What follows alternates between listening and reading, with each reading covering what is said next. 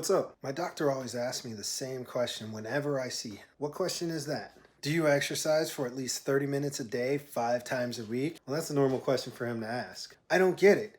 He asks it every time. I can tell you why he asked the question, but what do you normally tell him when he asks? Sometimes. I don't really get to the gym like I probably should. It's easy to remedy that.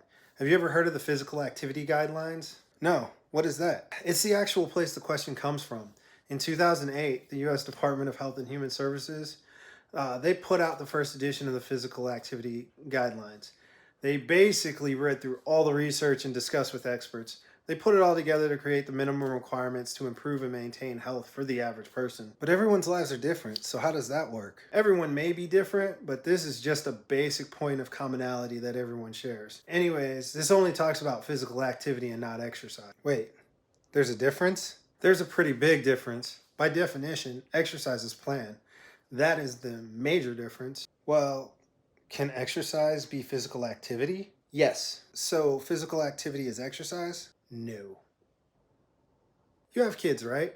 Yeah, 8 and 11. Consider this. When you go to exercise, you normally have a plan, like running so many miles or working specific muscles when lifting weights, right?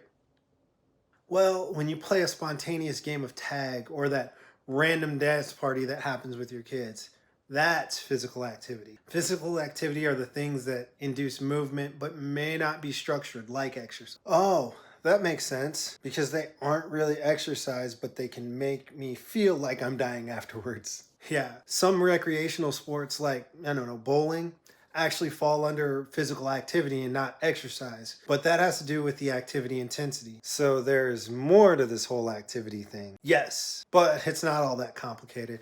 It just has to do with the intensity of the activity. Okay, so how does this intensity thing work with all of this? So the general guidelines is a total of 150 minutes of moderate intensity activity a week, which is where they get the 30 minutes 5 times a week. Yeah, and these are just minimums.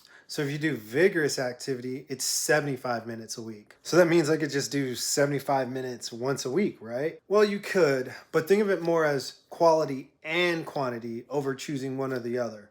Remember how I said it was the minimum? Yeah. The standards are actually between 150 and 300 minutes of moderate activity and between 75 and 150 minutes of vigorous activity. And that's just aerobic activity. It also recommends strength training at least 2 days a week. Strength training too? Yep, at least 2 days a week, targeting all major muscle groups. How would I do that? I don't even know what the main muscle groups are. Think of it like this: the largest muscle groups in your body. For example, like your quads, your hamstrings, your core, your back, your chest, your shoulders. Wow, I didn't realize all that was involved with one question the doctor asked. That seems like a whole lot of information. It's just a question that can give them a good sense of your exercise and activity habits when you aren't working, eating, or sleeping.